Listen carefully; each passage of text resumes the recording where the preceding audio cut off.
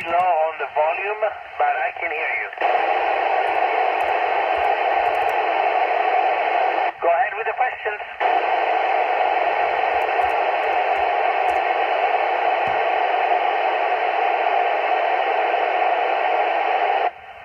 So when the Rockstar was launched, it's like a roller coaster because you are being accelerated up to 4.5 Gs during the launch for 8.5 minutes. The rocket keeps accelerating, and you feel this giant hand pressing on your chest. And then 8 minutes and 48 seconds later, you're floating, and you're happy and you're celebrating, but for very little time because you have to start working for the rejoin to the space station.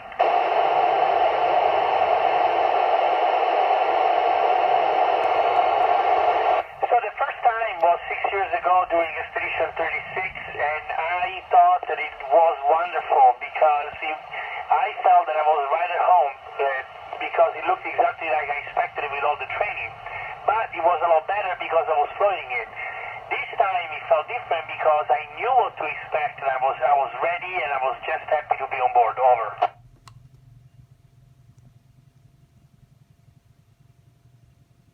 Well, I think they were happy because they know that I'm happy about it. You know, this is the second flight, so they already have expectations about how long it's going to be before I go back and what kind of communication we have. So overall, I think everybody's happy. Now, of course, my daughter missed me. I miss my daughters, but it's part of the job, unfortunately.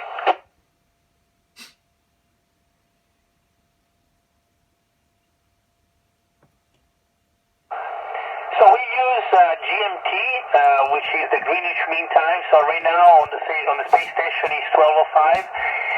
And no, night and day light changes do not play a role during the working day, unless you're doing an EVA. If you're outside, you have to be careful about lowering and raising your visor to protect yourself from UV rays. Over.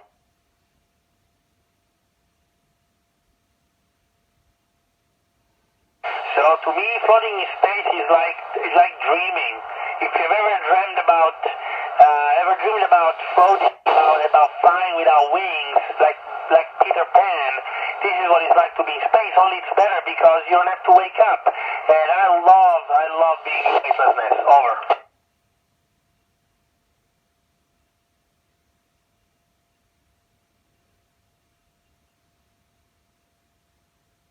We use the space station as a platform to do Earth observation. We have many telescopes and many other systems to look out into outer space, and the space station is just not the best platform to look into outer space. That's why we really don't. But when we do look outside from the side and the lights are out exactly on Earth, and we see the stars, they are amazing. There's so many more than we can see from Earth, and we can actually see the colors from up here. Over.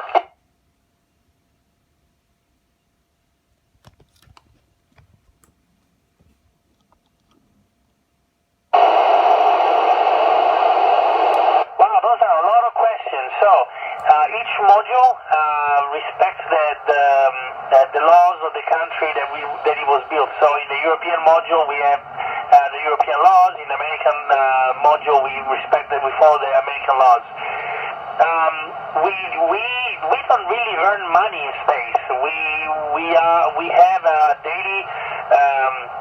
I suppose because we live here, our food is provided, our connection is provided. We don't really earn extra money while we're in space. So our wages are paid by the international space agencies that employ us. So, for example, my wage is paid by the European Space Agency. Over.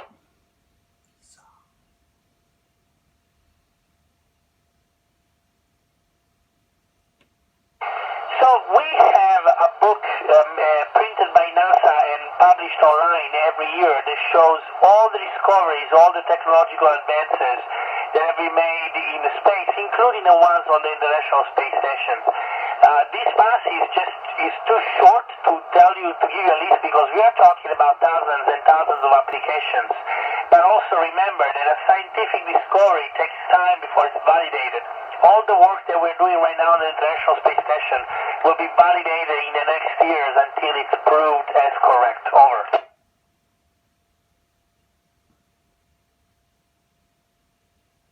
Yes, Maris, yes, we can. We can see climate change because 6 years ago, I did not see as many fires around. I can see now that the Amazon forest and the rainforest in Africa are being burned and being turned into cultivated fields.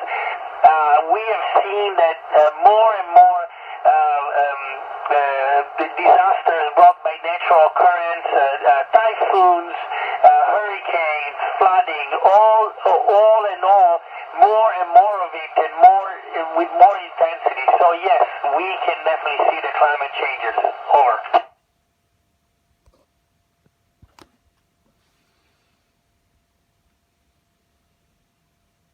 It depends on the decision that has to be made. We don't assign the roles, so the space agencies agree on many things, including the assignments for spacewalks, robotics,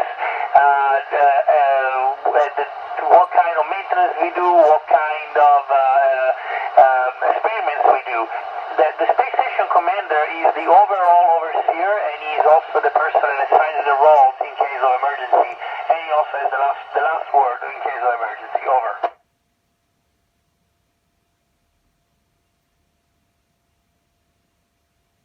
Everybody loses something on the ISS all the time.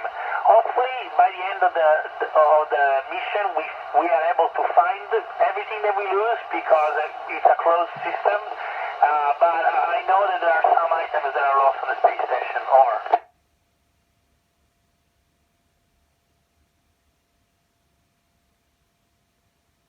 I am not really familiar with the Bosch reactor, and so I don't know. But because the program has certain timings, I doubt that even if this Bosch reactor will be implemented soon, I don't know how it would affect the space station. I just don't know enough about it. Over. I think it's a great idea. Unfortunately, currently it's very expensive. My opinion is that there will always be professional astronauts that do the job and stay for long duration or do that